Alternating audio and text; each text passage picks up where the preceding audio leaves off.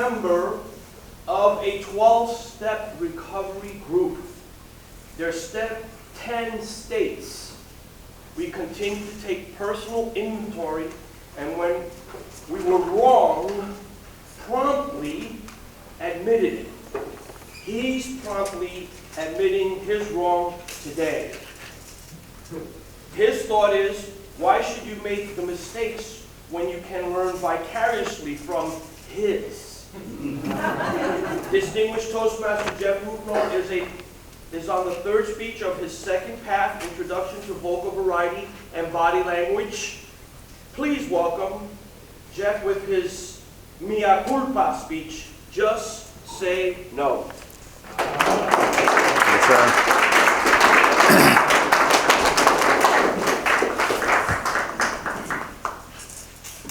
Mea culpa. Don't give it oxygen. Don't give it sunlight. Don't give it water. Am I the only one here that sees the issue is not the issue? What are we doing here? This is a waste of everybody's time.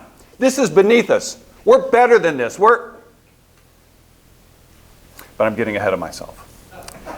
Let's lay some ground rules. There's only one villain in this story, me. I'd like you to put yourself in my shoes. What would you have done had you been asked to do what I was asked to do? In recovery, we say, focus on my side of the street. So observe, please, only my part. I am the only one to be implicated in this story. Some definitions. This story involves sanguine concepts like triangulation, groupthink, peer pressure, and as Philip Seymour Hoffman said in the classic movie Doubt, gossip. Have you guys heard of the two-letter word that starts with N? No. Have you guys heard of the two-letter word that starts with N? No. No. So we're going to have some audience participation to you. I'll ask a question, and when I point to you, I want you to hit me with a loud and thunderous, just say no. Let's try it once. Just say no. One more time. Just say no. All right, let's get started. So I'm part of a chapter of a multinational organization, and I was asked by virtue of how long I've been a part of that group to take part in a certain event. I didn't really give it much thought, and it all started like this. Somebody approached me and said, Jeff, everybody else has bought in. We need you to participate in this and show up and speak on behalf of the chapter. Will you do it? I didn't think. I just said yes. What else could I have said? Just say no. There you are. You've got it. A week later, I'm talking to another member of this chapter. Same person approaches. Hey, we've got buy-in from everybody else. He asked the person next to me, will you participate? We need you to speak on behalf of the chapter. The guy said yes. What else could he have said? Just say no. Now, it's about 3 weeks before this event. Some stuff's kind of percolating in my head. Something doesn't feel right. It feels kind of like an ambush. So I approach someone and I say, hey, this feels like an ambush. This feels like an 8-on-1 or an 8-on-2 situation. I'm really not that comfortable with it. He did his best to assuage my fears. They're already well aware of what's coming. You have nothing to do about it. Still conflicted in my heart, I walked away questioning. But what am I going to do? What else could I say? Just say no. A week later, I'm told, you're going to be the first person to speak up on this situation, on this topic, on behalf of our chapter. It hits me then. I said, you realize you're talking to the you can judge or you can connect, but you can't do both guy? The no complain, criticize, gossip guy? You're asking me to speak solely on gossip or hearsay because I've not been to one of these executive committee meetings since 2006. I don't know. All I know is what I've heard, which is gossip and hearsay. again, fears assuaged, they're going to have an opportunity to speak before anybody else. Still, disquiet in my heart. But what am I going to do? What else could I possibly say? Just say no.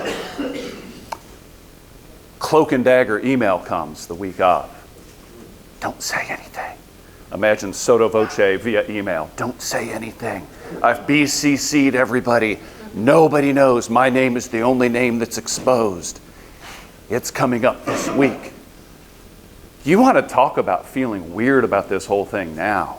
The cloak and dagger stuff just took it to another level. What am I going to do? I've been asked to do this.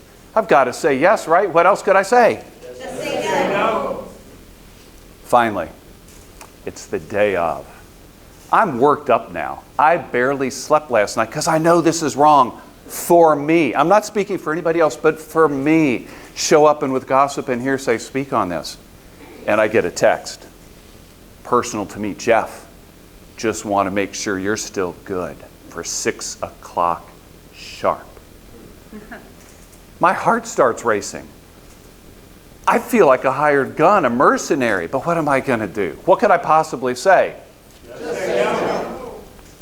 Now, by virtue of my level in the organization, they said, you'll speak last. So the ambushee spoke first for 3 minutes.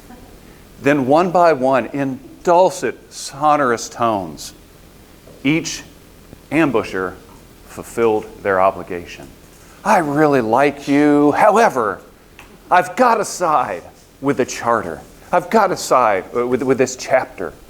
You're a wonderful person, but on and on. I'm sitting here. I'm getting more and more stirred up because I know this is wrong and nobody even sees it. And it comes to my part. I explode. Don't give it any water. Don't give it any oxygen. Don't give it any sunlight. Am I the only one that sees the issue is not the issue? We're better than this.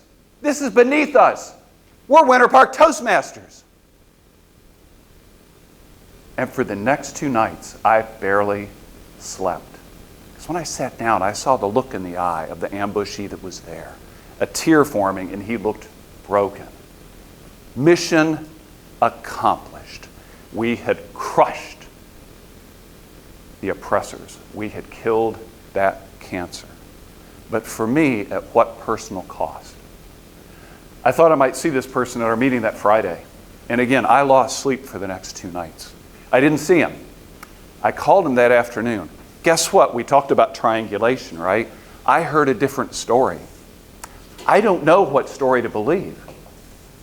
But Toastmasters and guests, what about you?